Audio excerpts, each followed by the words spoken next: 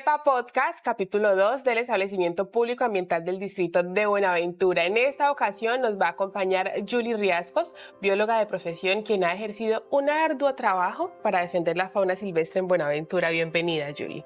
Gracias. Cuéntanos cómo fue tu incursión en el tema de la biología, ¿por qué te interesa? Bueno, pues inicialmente no fue como que yo quisiera estudiar biología, iba más como enfocada en la área de la medicina, entonces como no tenía acceso, pues la carrera que estaba como más disponible era biología, entonces ingresé como para después hacer el cambio. Pero una vez ingresé, sí como que me enamoré, o sea, fue como un amor a primera vista, apenas empecé como a experimentar todo lo que era el contacto con la naturaleza, con el medio ambiente, cómo podía yo intervenir en las acciones, entonces eso me fue como cambiando el chip y me enamoré por completo de la profesión. Fue eso como decir, bueno, llegué a donde era y encontrarte con ese mundo tan biodiverso que es la naturaleza, sí. Poder entender cómo funciona la naturaleza, cómo funcionan los ecosistemas, ¿cómo fue esa conexión? Sí, exactamente fue eso, fue como llegar y decir, o sea, yo soy para esto, o sea, esto es para mí. Fue como reconocer, saber de dónde venía lo más mínimo, cómo todo estaba como entrelazado, cómo era como esa interlocución entre lo más chiquitico de la naturaleza hasta lo más grande, eso me apasionó, entonces fue como el descubrir que yo estaba hecha para eso. Y cuando te diste cuenta qué tan biodiversa es Buenaventura en cuanto a biología, qué tan ricos somos en Buenaventura. Inmensamente ricos y a veces no dimensionamos todo lo que tenemos, no lo aprovechamos y no sabemos cómo cuidarlo, protegerlo, porque la verdad, en comparación con muchas otras lugares del mundo, Buenaventura tiene una diversidad biológica extensa, tenemos absolutamente de todo. Muchas personas vienen de afuera a conocer toda la variedad de animales, de plantas, y nosotros que estamos aquí no reconocemos toda esa belleza, lo normalizamos porque como lo tenemos a diario, creemos que es algo normal, pero cuando lo comparamos con paisajes o entornos de afuera, comprendemos lo rico y variado que es esto. O sea, hay absolutamente de todo, cosas que no hay en otras partes, nosotros las tenemos aquí y no valoramos eso quizás por tenerlo siempre ahí a la mano. Y qué tan difícil, precisamente hablando de valorar, es poder enfrentarse, Julie, a ese desafío día a día de estar protegiendo la fauna silvestre en Buenaventura. Cuéntanos cómo ha sido este trabajo. Sí, ha sido un desafío bastante alto porque las personas, digamos, el contexto cultural que tenemos en el Pacífico, son de personas que hemos nacido pues con el contacto ahí, con la naturaleza, con el medio, con lo que la naturaleza nos provee. Entonces asumimos que lo que está en el medio está a nuestro servicio y no que estamos como para coexistir. Entonces empezar a como hacerles cambiar ese chip de que coexistimos y de que para que esté uno, nosotros, deben existir otras cosas. Entonces, primero empezar como a cambiar esa percepción que tiene cambiar un poquito como esa percepción de la gente de que es que lo que está ahí es para mi utilidad, es para mi servicio. No, es comprender que eso te está dando un servicio, pero es indirecto porque estás existiendo para eso. Pero igual a lo largo del proceso ha sido difícil, pero sí ha sido receptivo. O sea, muchas personas ya han entrado como en esa dinámica de comprender que si falta ese animalito, a nosotros nos va a perjudicar en algo. Entonces ha sido un proceso largo, pero la verdad sí ha sido enriquecedor porque las personas han sido receptivas. Sin embargo, ¿cómo tú le vas a decir a un bonaverense si ves una serpiente, yendo al caso puntual, no la agredas, no actúes como si supieras que necesita ella porque está allí? ¿Cómo inculcarle a la comunidad de Buenaventura que ante esas situaciones deben de acudir a los expertos? Sí, bueno, en el caso de las serpientes, digamos que las mismas convivencias cotidianas nos han dado como los recursos para empezar a hacerles entender el por qué están y que así como el ave se posa en su casa en algún momento, o el ave pasó, o otro tipo de animal, así mismo están las serpientes. Nosotros con las serpientes, digamos que el ejercicio práctico por el medio del cual hemos como empezado a hacerles comprender y sensibilizar frente a su importancia ecológica. Nuestra ciudad tiene zonas que tienen muchos lotes baldíos, muchos predios desocupados. Entonces en estos predios, por inconsciencia ciudadana, tienden a verter muchas clases de residuos sólidos, de desechos, y esto lo que ocasiona es la proliferación de plagas, roedores en su mayoría. Entonces cuando las personas nos llaman porque una serpiente o alguien reporta y dice, ay, mataron una serpiente en tal lugar, digamos, es ver cómo está el entorno, ¿cierto? Y hacer como una inspección general. Y de primera lo que nos lleva como el diagnóstico es que está cerca a lugares donde proliferan este tipo de plagas. Comenzamos entonces a decirles, mire, es que ustedes tienen aquí el foco y quienes están haciendo el control de todas esas plagas que a ustedes lo están invadiendo es precisamente esa serpiente que se le ingresa a su vivienda. Que es la función de las serpientes, hacer control de plagas. Hacer control biológico, exactamente, es un control biológico. Entonces empezamos como a decirle, ahí tratamos, digamos, dos cosas que están entrelazadas, se tratan de manera simultánea. Entonces si usted quiere que la serpiente no le siga llegando a su vivienda, entonces mantenga pues estos entornos más limpios, más adecuados, exactamente, y así la serpiente deja de llegar hasta su vivienda. Pero no la mate porque mire que ella le sirve precisamente para eso, para controlar algo que sí puede ser dañino para usted. Como quien dice, si en su casa hay cucarachas, si hay roedores, en cuanto usted vea que desaparezcan, esté atento. Sí.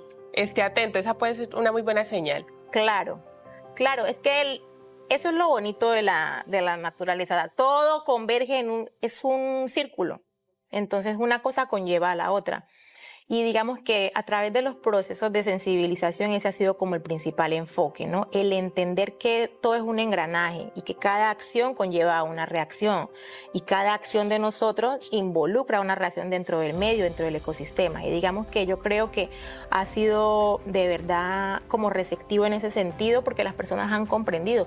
Nosotros, digamos, hace unos 5 años atrás no nos iban a llamar para decirnos se nos metió una culebra a la casa. Y hoy por hoy son muchos los llamados en los que las personas dicen, mire, es que tengo una serpiente en mi casa, entonces para que la vengan y la capturen. Y la rescaten. O sea, ya la gente ha llegado hasta el punto de decir rescate, o sea, ya la gente empezaba a normalizar. Familiarizar los términos también. Exactamente, porque han entendido que ciertas acciones de nosotros involucran pues el mismo accionar ciudadano. Exactamente. Claro. Entonces, en ese sentido, pues digamos que se ha comprendido un poquito el rol que nosotros también cumplimos dentro de la naturaleza. Si yo quiero, antes era muy normal ingresar a alguna vivienda o visitar a alguien y uno en la entrada hallar una jaulita con un loro. Y más de uno dijo, ay, yo quiero un loro para mi vivienda, quiero un loro para mi casa. ¿Qué decirle a esa gente que tiene todavía ese pensamiento y que no conoce que se está haciendo esta gestión de parte del establecimiento público ambiental? Bueno, es como un llamado a la conciencia, que a nadie le gustaría estar encerrado, ¿cierto? Nosotros como seres humanos tampoco nos gustaría vivir en una jaula. Entonces, los animales son seres vivos, son seres que son sintientes. No se expresan de la misma forma que lo hacemos los seres humanos, pero igual son seres sintientes. Entonces, entendiendo esto, sí, muy bonito el animalito, muy bonito el loro, tenerlo ahí pero no es un objeto, es un ser vivo. Entonces, merece estar libre en su entorno, en su medio. Los loros son seres que son sociales dentro de su grupo, son gregarios, ellos siempre andan en grupos, no son solitarios. Entonces imagínense el grado de daño que se le hace a un animalito de estos, tenerlo encerrado solito en una jaula. Entonces lo primero sería como hacer ese llamado a la conciencia, hacerles entender el daño tan grande que le están haciendo a ese animal de tenerlo ahí. Por ejemplo, si a nosotros nos llega un loro de más de 10 años de una tenencia, ese animal muy probablemente no va a poder volver a su hábitat natural y es un animal que está condenado a vivir eternamente en el encierro. Entonces, si antes de hacerlo podemos entrar como a esa conciencia de no lleguen a tenerlo. Ya las personas que los tienen, pues entonces habría que entrar a valorar en qué condiciones están, y ver de qué manera podemos entre la institución, entre la entidad La y la comunidad dialogar para el bienestar del animal, porque siempre se busca el bienestar del animal. No sé si sea un dato preciso el cual se pueda comunicar así de manera contundente, pero ¿cuál es el plazo máximo antes de que un animal se domestique en una casa? Es decir, si hay alguna persona que tenga una tortuga y tenga apenas 5 meses con la tortuga, ¿está a tiempo de hacer la entrega voluntaria? Bueno, con las tortugas son reptiles.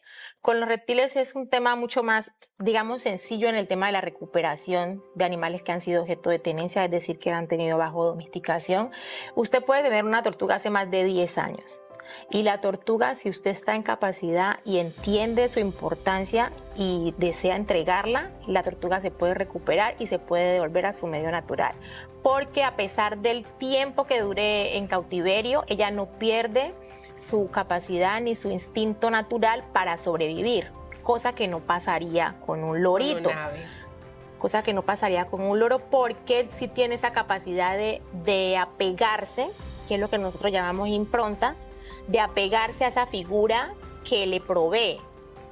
En este caso el ser humano. El ser humano, exactamente. Sería como ese ser humano que le brinda el alimento, que le brinda el abrigo. Entonces, lo vendría viendo como otro de su especie. Sí, exactamente. Lo reconocería como ese alfa que él tiene, que lo cuida.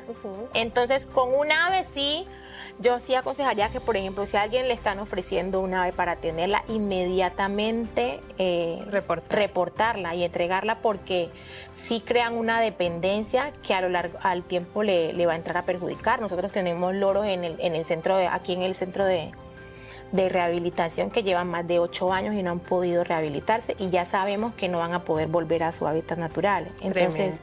Entonces, en el caso de aves, sí, si las tienen y no saben desde hace cuánto tiempo las tienen, sí sería bueno como reportar para hacer una valoración, y nosotros, digamos, entraríamos como a ver qué es lo más óptimo o apto para el bienestar del animal. Hace un tiempo en el establecimiento público ambiental se llegó a una articulación con el DACMA en Cali para poder hacer esa gestión de unas tortugas que estaban acá desde hace mucho tiempo y que tengo entendido no eran de este hábitat. Hablemos de lo que es esa voluntad institucional de entregar todo hasta llegar a hacer una articulación con un ente que no es del territorio solo para salvar la vida de una especie. Sí, precisamente es como eso, o sea, siempre todo va enfocado al bienestar del animal. Insisto mucho porque a veces cuando hacemos rescates muchas personas dicen, no, es quién sabe ese animalito qué le va a pasar, y a ellos no les importa, ellos nada más quieren hacer. No, siempre el fin último es que ese animal logre su función, que es servir dentro de la naturaleza y cumplir su rol biológico. Nosotros, en el caso de las tortugas, eran unas tortugas morrocoy, que no son de esta área de distribución, ellas están ubicadas para el área del Atlántico. Entonces llegaron aquí por personas que las tenían y decidieron, en medio de todas estas campañas de sensibilizaciones y de concienciación, entregarlas. Las tuvimos por bastantes años, alrededor de unos 5 años en la entidad, porque no podíamos liberarlas acá en esta área. Claro, no iban a sobrevivir. Sí, no iban a sobrevivir porque no es el área de distribución. Entonces estaríamos introduciendo una especie migratoria foránea que no está, digamos, ocasionaría un desequilibrio en el ecosistema nativo de acá, de la zona. Entonces, por eso cada especie debe estar en su área de distribución. Entonces, como esa era para el Atlántico, digamos que no teníamos pues como las condiciones para hacer el traslado del animal. Ahí es cuando entra el DACMA. El DACMA nos solicita un apoyo precisamente también porque ellos necesitaban liberar unas especies que tenían allá y no eran de su área de distribución, que eran unos cangrejos azules. Ellos nos contactan, hicimos la sinergia y logramos hacer la liberación de las especies de los cangrejos. Y les comunicamos que tenemos pues ciertos animales que están en rehabilitación, el caso de los loros, el caso de un mono capuchino y el caso de las tortugas morrocoy. Y digamos que ahí se genera como esa sinergia y listo, cuando nosotros tengamos animales que ustedes puedan liberar dentro de su área, entramos nosotros a apoyarle y viceversa. Y así fue como se dio la liberación de 8 tortugas morrocoy que llevaban más de 6, 7 años en la entidad. Excelente gestión. En ese trasegar, en este transcurso de tu profesión, Julie, de tu accionar, ¿cuál ha sido el caso que más te ha impactado? Que tú hayas ido a ver un animal que de pronto le hayan agredido mucho su cuerpecito, le hayan cortado alguna extremidad, que tú digas, Dios mío, esto no puede seguir pasando ni en Buenaventura ni en ninguna parte del mundo. Nos han habido varios. Han habido varios casos que siempre han sido fuertes porque, como te decía al principio, a veces creemos que todo lo que está en el medio está para nuestro servicio y no entendemos que también hacen parte de, y la gente es muy cruel. Entonces, el último caso, el más reciente, fue el de un oso perezoso. Yo creo que ese, digamos que, no sé si es por lo reciente o también por lo fuerte de la situación, donde matan a la mamá y la matan con la cría. La matan con la cría y a la cría le cortan sus deditos. Los osos perezosos tienen unas... ¿Sucedió aquí en Buenaventura? Sí, eso fue aquí dentro del casco urbano, dentro de la zona urbana del distrito de Buenaventura. Y matan a la madre y a la cría le cercenan sus deditos. Parecen unas garritas, unas uñitas, pero en realidad son los dedos. Lo que serían nuestros dedos serían los dedos de él. Le cortan las garras y el animal pues se rescató, se hizo todo el proceso a ver si se podía recuperar, pero en realidad pues no fue posible porque las heridas siempre fueron bastante graves y él duró un proceso de rehabilitación de hospitalización, que pues siempre fue como poco triste ver la forma en la que el animal ingresó y que no pudo pues sobrevivir a sus heridas y digamos que primero fue como el impacto de perder a su madre, porque son animalitos que tienen cuidado parental, entonces digamos prácticamente lo despegan de la madre y luego...